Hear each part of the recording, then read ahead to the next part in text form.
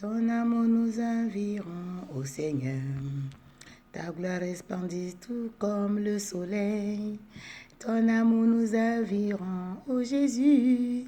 C'est pour ça nous espérons tous en toi. Ton amour m'environne, ô mon Père. Ta gloire resplendit tout comme le soleil. Ton amour m'environne, ô mon Père. C'est pour ça que moi j'espère tout en toi. Gloire à ton nom, ô Seigneur des Seigneurs. Gloire à son nom, toi qui m'as sauvé. Gloire à son nom, toi qui nous aimes tant. C'est pour ça que moi j'espère en toi. Shalom, shalom, peuple de Dieu. Shalom, ma famille. Shalom, mes proches. Et shalom, tout le monde entier et ceux aussi qui regarderont cette vidéo. Je voulais vous souhaiter vraiment une bonne fin d'année. Une bonne fin d'année, c'est-à-dire l'année, pourquoi je dis fin d'année? C'est-à-dire l'année 2021 qui a commencé. Dieu a déjà vu la fin avant le commencement. C'est pour ça que je vous souhaite une bonne fin d'année. Une bonne fin d'année aux parents, aux mamans, surtout les mamans qui ont les enfants.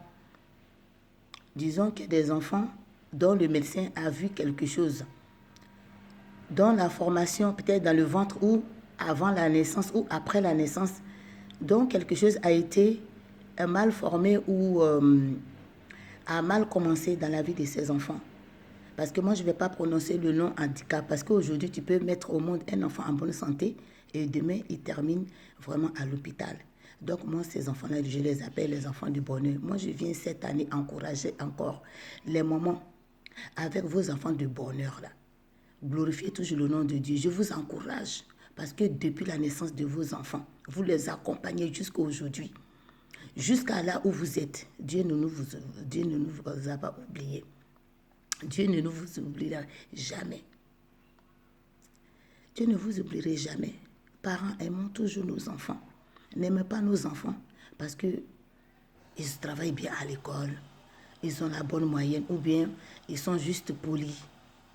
Vraiment, prions beaucoup pour nos enfants. Vous savez, moi, cette nouvelle a déclenché mon pensée. Je veux dire, parce que nous avons tous l'Esprit de Dieu en nous. Comme Dieu est la Trinité, nous aussi, nous sommes la Trinité, mais pas éternelle comme Dieu. Nous avons notre corps, notre âme et notre esprit. Il y a Dieu le Père, Dieu le Fils et le Dieu le Saint-Esprit. Et c'est lui qui nous a créés. Il a mis l'Esprit en nous. Cet Esprit qui nous habite aussi, nous parle. Vous voyez, moi, il y a quelque chose qui, dans la Bible, qui a déclenché cette pensée en moi. Quand Dieu est né, comment les rois mages ont su qu'il y avait l'étoile dans le ciel qui brillait? Comment ils ont su, les rois mages? Ce n'était pas des Jeannettes. Ça devait être des charlatans, des marabouts, en tout cas des gens qui regardent, comme on appelle, qui regardent peut-être les boules ou des... En tout cas, qui font des choses.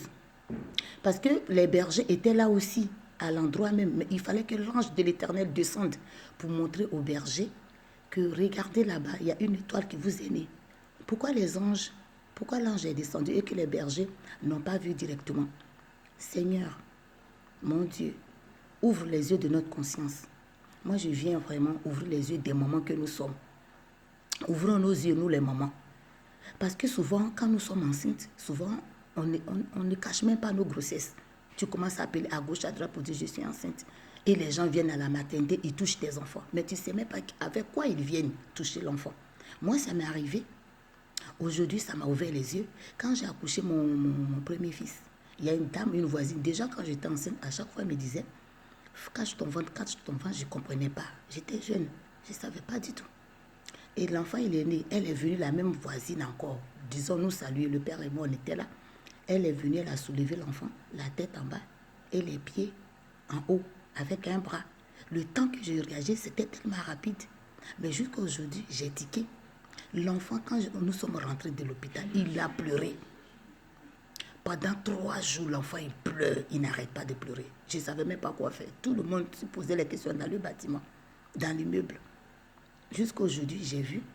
Heureusement que je suis une femme, vraiment, une intercesseuse qui prie. Parce que vraiment, la malédiction, elle n'est pas seulement dans nos familles, mais même le voisin aussi peut te jeter aussi sa malédiction. Prions pour nos enfants, bâtissons les hôtels. Si vous ne savez pas ce qu'on appelle hôtel, approchez-vous de vos pasteurs à l'église ou bien regardez même dans la Bible. Il y a les versets bibliques. Abraham, il a bâti les hôtels, les offrandes comme son premier fils, comme Dieu lui avait demandé. Moïse aussi, même Jacob. Et même, comment on appelle, Job.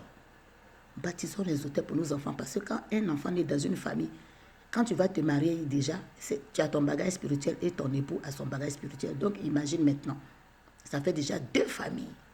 Et quand l'enfant est né dans cette famille-là, ben on a déjà vu son étoile.